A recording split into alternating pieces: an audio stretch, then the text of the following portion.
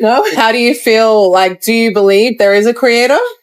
After all the conversations that we had, yeah. You believe? Yeah. You guys gave a lot of examples, which really made me, like, it's activating my brain to start thinking. That's exactly what you have to do.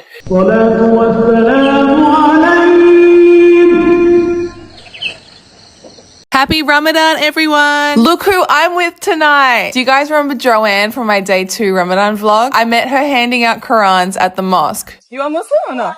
No. She was so intrigued. She tried on a hijab and had iftar. Now we're meeting up for dinner to break fast and discuss more about God and our purpose in life. We found this cute shabu shabu place which looks really good. They didn't speak English, so luckily Joanne, being Taiwanese, she could help us order. And we were actually running a little late, so iftar came before our food arrived, so we just broke fast with water. It's time to break fast. Time to break. And then the food finally came. It looks so good. It comes with all these different ingredients which we could choose to put in our soup. It smells delicious. A little fun fact about me, I love instant noodles. I could literally live on these forever. So I basically just paid 10 times the price for fancy packet 2-minute noodles. Anyways. Bismillah. That's so cute! What did you think of Islam before you start learning? I don't know too much. A bit like me, I was the same. I didn't even hear the word Islam before I start researching. And from how we educated, it's all about like rules, doctrines, but never told what's the meaning or the purposes behind those doctrines. What your parents believe, you should believe. Normally, yeah. Normally? But Islam is a really new topic for me. Do you think this universe has a creator, or do you think it's a coincidence? Before, I would say it's all about scientific, like the Big Bang that I learned. So last week, the conversation we had outside for, 2 hours. Yeah. Hours, it was like totally redefine my brain. Yeah. You know the Big Bang is in the Quran, right? Did you know this? Yeah. Oh. So science is just God's laws of how the universe works. Science and religion actually complement each other. When you think about it, you look at the universe, how perfect everything is and everything functioning. Is it really possible that there isn't a creator? We don't have to call it God right now. Let's just call it the creator. I started to think about that after last week. Yeah. So much evidence to say there is one. Like even this food we're eating right now, could it possibly be that this came without a chef? Even though we haven't seen the chef, could you say there's no chef that made this and prepared this for us? It's just too perfect. Even when I asked ChatGPT, it says it's basically impossible. Just like an artwork, like what we said at the mosque, the Mona Lisa. We are the breathing, living Mona Lisa. We are so much more valuable than a simple painting. How could you possibly say we don't have a designer, but the Mona Lisa has a designer? If there's an art, there must be an artist. We didn't create our body. All these intricate details and all these intricate things going on inside our body is showing that we have a designer. We have a creator. We have somebody that has decided how our body works. It's too perfect. It's too amazing.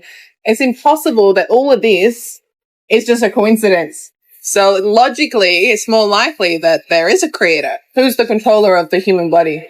Really though, like who controls our bodies? What can you actually do in life? What is your power? Right now, you're breathing. Are you controlling your breath? Are you controlling your heartbeat? Your heart could stop. Can you control that? No. You're not the boss of your heart. Are you the boss of your stomach? No. Okay, you're putting the food in your mouth, but then after you put it in your mouth, what happens? Are you controlling how it digests? Are you controlling that? When a woman's pregnant and she has the baby, is she controlling the baby getting born? Is she controlling when the milk comes into her breasts for the baby? Is she controlling any of this? No. We have absolutely no control in what happens. The only power we have is our power of choice. We could choose to walk home, but a bus would come and hit us. Our heart stops beating. We have a heart attack now. We died. We have absolutely no control over our lives. Sometimes things don't happen the way you want them to happen, and everything happens for a reason. So we have to understand that there is a higher power controlling all this. Our power of choice is so minute, and what we do with our power of choice is so important. even a leaf can't fall without God's permission. He's the controller of everything. That day we met, like, who would have ever thought that we would meet each other? Like, it's just crazy to think. And it's meant to be. Like, everything happens for a reason. I'm in Taiwan just because God wanted you to come closer to him. Maybe all of this reason for me being here is for you. We had no intentions of being in Taiwan. Absolutely no intentions. It was just a stopover. Everything, the whole day changed. Like, I was not expecting to even stay at the mosque that long. I was not expecting to hand out Qurans. That day, everything just happened, like, naturally for us to come together. It's just insane. This soup is so good. Is this a Taiwanese thing, or have they taken it from the Koreans or Japanese? It's a really good question. I've never seen Yeah. I always ask questions. I need to know everything. I fact check everything. God is like instilled that curiosity inside us as well to think. If he didn't want us to do that, he would have created us like the animals. He's created us with this brain to be able to think and ask questions and figure out our purpose in life. So why else would we be here? Like, other than that, what do you think our purpose is in life? Thank you. When you think about it, the only guaranteed thing in life is death. It's the only thing that's going to happen for sure. Yeah. I know people don't like talking about death, but it's the only thing guaranteed in life. So we got to think, why are we here? It's such a serious topic. It's the most important topic in the whole entire world. Everything else is secondary. Whether you're good at your job, whether you're making money, whether you're looking after your family, all of that's irrelevant if you don't know what your purpose in life is. You know, we have no guarantee that we're even going to wake up tomorrow. When you go to sleep at night and close your eyes, do you have any contract to say that you're going to wake up tomorrow? No. No. We need to act now. We need to understand that this is a really, really serious thing. You blink and it's gone. We just got real serious just all of a sudden. Oh, this is so good. This sauce is so good. Do you have any questions? Oh, there's actually one, but it's about over what we worship the animals, animal gods, and like, God is beyond our imagination, so we can't actually comprehend what God is. If you think of an image of God right now in your brain, that's not God, because our imagination is creation. Does that make sense? So anything you can imagine cannot possibly be God, because your imagination is creation, and the creator cannot be a part of creation. Yeah. So we actually can't imagine what God looks like. The inventor of the light bulb doesn't look like a light bulb. You gave the examples that are really like logical. Yeah, do you understand? So some of these religions, like putting these idols and putting these images on God, they're trying to understand God.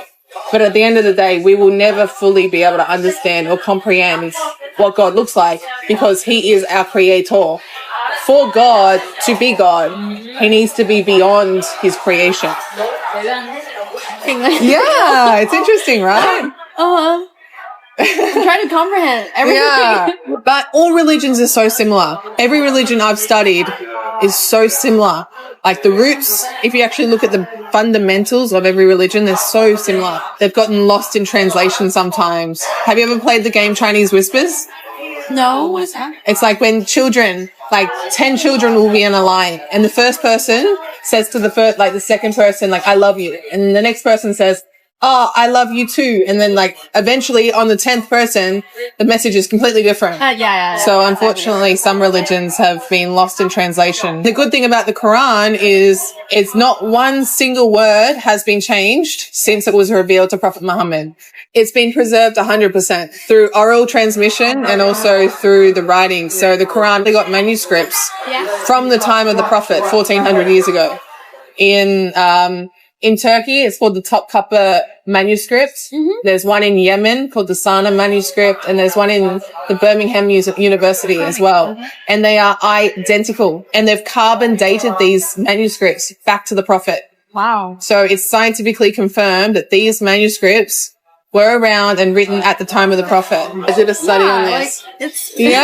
So the Quran is the only book that is unchanged. Actually asked ChatGPT this, and ChatGPT said that the most preserved book in the whole entire world, not just religious, but every single book in the world, the Quran is the most preserved book ever. It is. In the whole world. Wow. Then I asked ChatGPT, is it possible that a man wrote the Quran? And she's like, it's literally impossible that a man who is illiterate write the Quran. And mind you, the Quran was revealed over 23 years. And the way it was revealed, it wasn't in order. So he said, okay, this verse is here, this verse is here, this verse is here. An illiterate person who couldn't read, couldn't write over 23 years, not in order, with all these scientific miracles, all these linguistic miracles, ChatGPT said it was absolutely impossible that a man could have written this. It has to be the word of God. That's amazing. It's pretty incredible. If you get into the Quran, it's so interesting. There is hundreds of miracles in the Quran, scientific miracles. It talks about the embryo, like how the embryo was formed in the mother's womb, like there's 3 different stages, the trimesters, how our earth is in orbit around the sun. Back in these times, we used to think everything orbited around the earth, whereas the Quran actually says that the earth orbits around the sun. It says that the moon is just a reflection. It says the sun is the source of light and the moon is a reflection. They didn't know this until maybe the 20th century, that the moon doesn't have its own light. It's just a reflection. Or like we said before, the Big Bang is in the Quran, the universe expanding. So there is so many scientific miracles. We just said Bismillah and all this came out. Yeah. You want some more? I'm so full. I ate way too much. Do you have any questions? No? How do you feel? Like, do you believe there is a creator? After all the conversations that we had, yeah. You believe? Yeah. You guys gave a lot of examples, which really made me, like, it's activating my brain to start thinking. That's exactly what you have to do. All about thinking for yourself. Like, you can't just blindly believe something. You have to go, okay, I've researched, I understand, and I acknowledge, and I believe this is the truth. Like, it's not about blind faith at all. You have to understand it for yourself and go, okay, I believe there is a creator. That's step 1. And then step 2 is to believe that what does God want from us and how did God communicate with us? So then you have to understand and acknowledge that God sent prophets and messengers to tell us how to live our life and to be the perfect examples for us to follow. So it's very similar, like Jesus, Prophet Muhammad, Moses, if you know the Christian prophets. And then also even like Buddhism, like Buddha could have been a prophet that God has sent all the people to go, hey, this is how you're meant to live your life. So that's very similar. So do you believe that God would have sent people like this to show us how to live our life? How else would God communicate with us? Must be have some. Yeah, like how else could he possibly tell us that this is how you're meant to live and this is what you're meant to do, and like to help guide us to the truth? Because that's what a teacher does, right? We have teachers to teach us how to do things. So why would our creator not do the same for us? So you believe there's creator, and then the next step is to believe that these prophets came to teach us how to live our lives. Do you think that's the logical way? Like, do you believe that's possibly how really God logical. would? Yeah, it's very logical, right? Well, then you're basically a Muslim. Like, do you know what Muslim means? What's that really mean? Muslim just means, like, Muslim itself, the word, you acknowledge God and you submit to him. Even Christians are Muslim. The people who follow Moses were Muslims. Everyone who follows and believes in one God is a Muslim. I see. Yeah. Okay. You're so close. It is very logical. It is. So, you know, sometimes what you said is hard for me to understand, but at the same time, she gave a lot of examples, like it's related to my daily life, and it makes all the thoughts, the uncertainty, more uncertainty, more clear. There's so much to be discussed. Yeah, absolutely. But at the same time, we don't know if we're going to live tomorrow. So sometimes it's important. You don't have to know everything. You don't have to know everything to understand that, hey, like, I do believe this. Like, I'm going to keep studying and I'm going to keep learning, but like, I accept, like, and I agree that this is the right way and I'm going to look more into it. It's all about your intentions and what's inside you and trying your best and step by step. Like we were talking at the mosque with the girls. Yeah. Step by step and in sincerity about everything inside you and trying to do your best. You don't want to die without accepting the truth, you know, because then like this is the test. This is the whole test. So sometimes you just got to take that leap. Nothing has to change straight away. It's not like, oh, my whole life has to change. No, it's just accepting that you acknowledge that this is the truth and you're going to try your best to continue to seek more truth. We talk some more and you will not believe what happens next. It was so emotional. I bear witness Witness that there is no God that there is no God, but Allah. but Allah and Muhammad is his messenger. is his. I actually can't believe it. I'm so glad that I got to be a part of this journey with Joanne. She told me she's still on her journey and she's going to continue to learn more about Islam. After dinner, we decided to get bubble tea to celebrate. Then we wandered the streets for a little bit until we got tired and it was time to go home. We had a really nice night, and maybe in the future we'll make it official with the Imam. Like the sound.